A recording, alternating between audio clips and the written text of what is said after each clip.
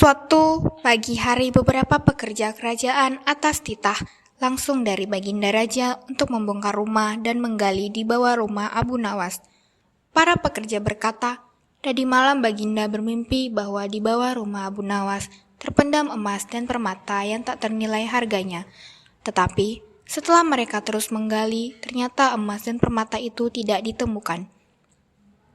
Abu Nawas hanya tertunduk sedih mendengar perkataan istrinya, dan Baginda juga tidak meminta maaf kepada Abu Nawas dan juga istrinya, serta tidak mengganti kerugian yang dialami Abu Nawas. Inilah yang membuat Abu Nawas memendam dendam kepada sang raja.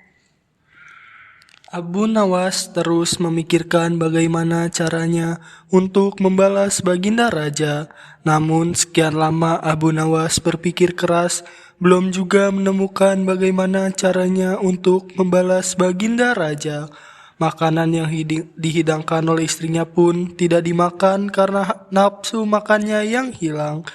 Keesokan harinya Abu Nawas melihat lalat-lalat mulai menyerbu makanan Abu Nawas yang sudah basi. Ia tiba-tiba tertawa riang. "Tolong ambilkan kain penutup untuk makananku dan sebatang besi," Abu Nawas berkata kepada istrinya. "Untuk apa?" tanya istrinya heran. Dengan muka berseri-seri, Abu Nawas berangkat menuju istana. Setibanya di istana, Abu Nawas membungkuk hormat dan berkata, "Ampun tuanku, hamba menghadap tuanku Baginda hanya untuk mengadukan perlakuan tamu-tamu yang tidak diundang. Mereka memasuki rumah hamba tanpa izin dari hamba dan berani memakan makanan hamba." "Siapakah tamu-tamu yang tidak diundang itu, wahai Abu Nawas?" "Lalat-lalat ini tuanku," kata Abu Nawas sambil membuka penutup piringnya.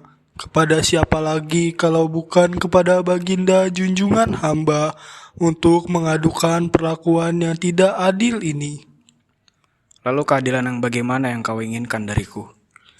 "Hamba hanya ingin untuk diizinkan Baginda secara tertulis agar hamba bisa dengan leluasa menghukum lalat-lalat itu.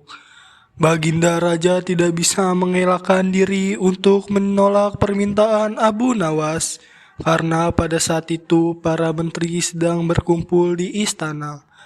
Maka dengan terpaksa Baginda membuat surat izin yang isinya memperkenankan Abu Nawas memukul lalat-lalat itu dimanapun mereka hinggap."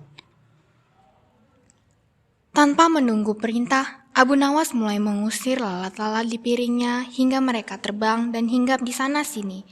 Dengan tongkat besi yang sudah sejak tadi dibawanya dari rumah, Abu Nawas mulai mengejar dan memukul lalat-lalat itu.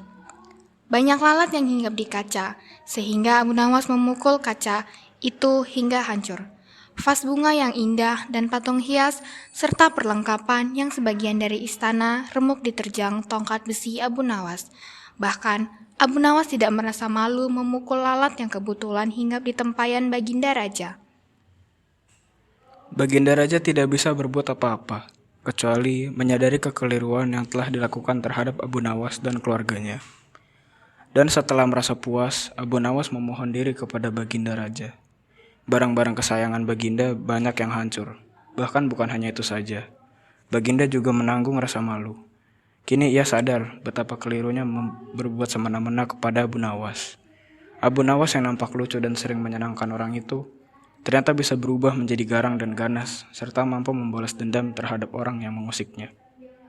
Abu Nawas pun pulang dengan perasaan lega, dan istrinya pasti sedang menunggu di rumah untuk mendengarkan cerita apa yang dibawa dari istana.